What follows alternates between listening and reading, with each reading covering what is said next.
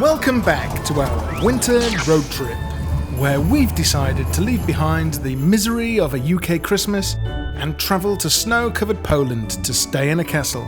But instead of flying, we're going to drive a Land Rover Discovery 3 across Europe and have some fun along the way. It's early morning in Belgium's oldest town, Tongeren, and we're hunting for breakfast. Morning! We survived. Today, I had a good night's sleep. I'm not fully charged since yesterday, but probably about 83%, which is brilliant compared to the 8% I had the night before. And the remaining 17% we're going to charge ourselves with pain au chocolat. Not actually one, but we're going to have two each. Two each? You didn't tell me that. Let's run. Yeah, where is it? Oh, that looks like civilization. I feel like it's going to be this way though. Yeah. Oh, here it is. Here it is. Oh, hello.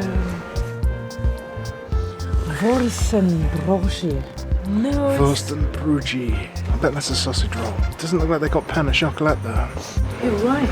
They did not bake them yet. I like the look of that. What is that one at the back? No, it looks like something with raisins to me. I don't want pain or raisins. This is what happens when you set yourself a target that you cannot achieve. But Tongeren did not let us down. Je suis en Tongeren, and this is what I ordered. Trois pain au chocolat. All for me, not sharing. I ordered a thimble of coffee. You ordered, I ordered. Oh, Daria ordered a thimble of coffee.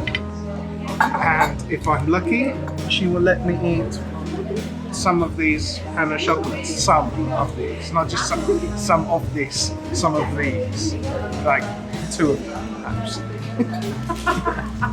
What does it taste? How is it? It's full of air and disappointing amount of chocolate. I thought we are in a kingdom of chocolate. It should be like dripping of chocolate. And it like barely touched chocolate, like.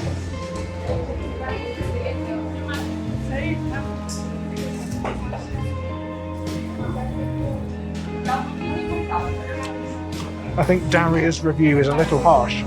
I like mine. I just spotted something. Now, there is a better one. It's having like spillage of chocolate on the top of it, whole coated. And I didn't see it. It's maybe super pain au chocolat, and I just ordered regular one, and I feel like I messed up. But things started to look up when we found this sculpture of a famous archaeological artefact. See, I like the bicycle in the shot too, it's good.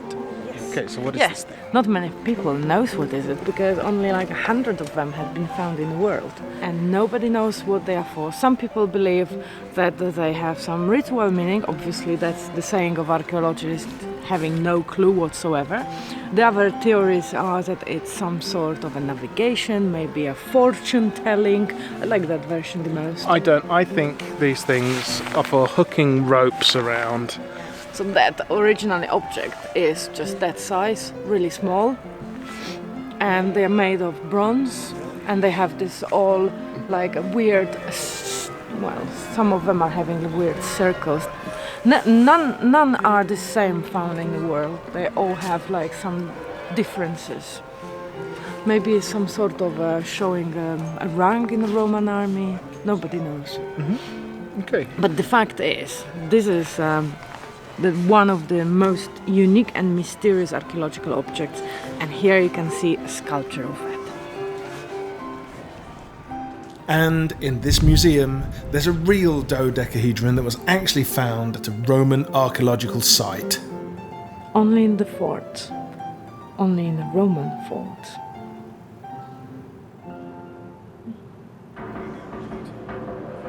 This museum exhibits litter strewn on the floor from people that lived in the area.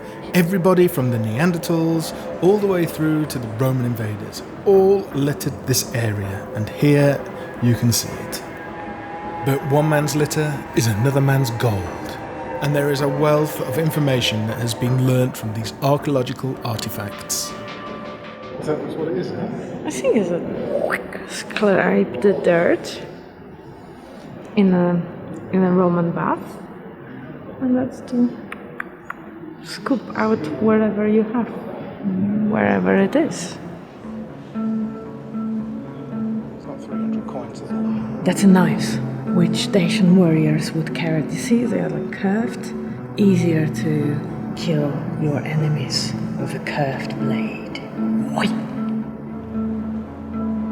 Wow, that's crucibles.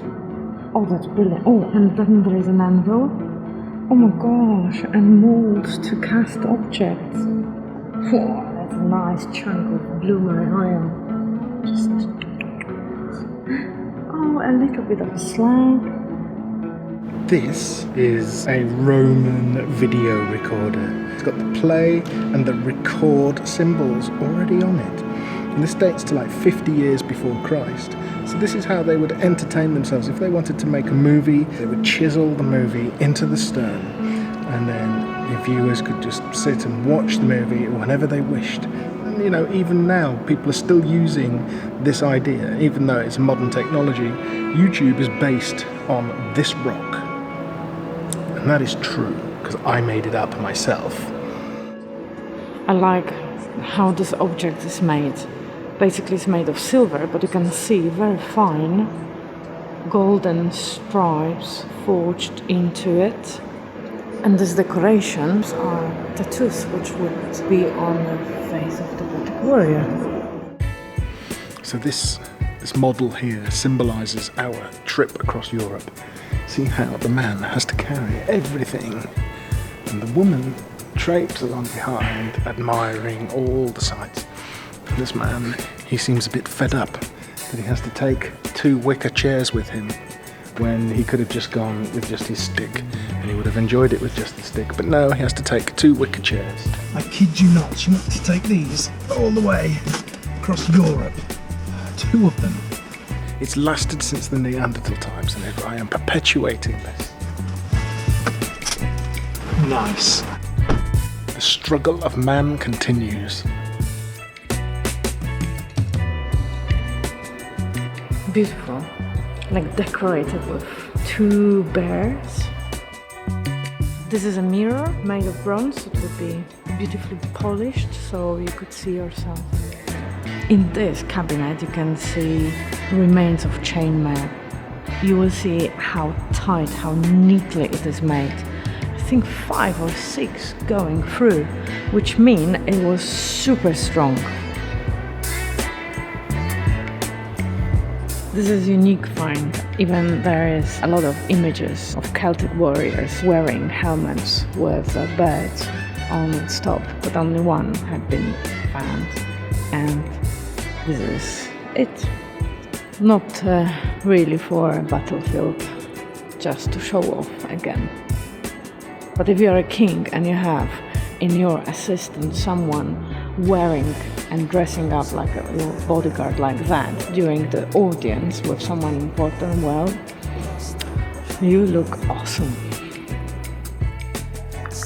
Look, this museum doesn't just say you're allowed to take photos, which museums are like, some do, some don't. This says you can take photos. Not only that, it gives you a hashtag so you can share it with the proper hashtag, and also gives you a Wi-Fi network and the passcode to do it, because we're underground here. How amazing is that? It's amazing. If you hashtag them, they appear on this wall. It's such a good idea. Now, there is a temptation to abuse this setup, but we didn't. We just sent boring photos like everybody else.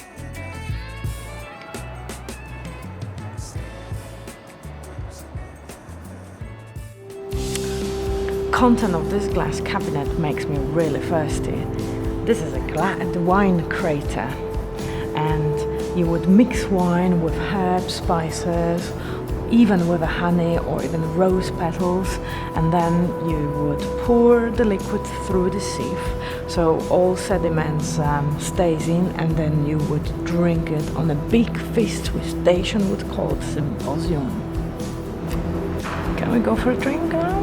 We certainly can, because in Belgium, the museum's cafes serve beer. One of the best experiences being in Belgium is trying different beers. This beer is made of a water crash. I never had such one. It's a local one from Tongeren. So let's see what Belgium can do with a water crash where British people only add it to the salad.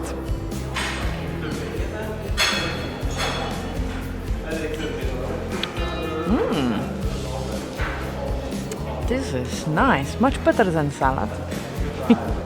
My favorite salad. Mine too. The end. No more battery. No more battery. Bye. See you in the car. Come back next time and see us get stuck in a car park. Hello, do you speak English? We need a help. The ticket doesn't work. Hello.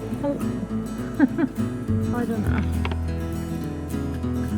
Press it again, he's gone. Okay.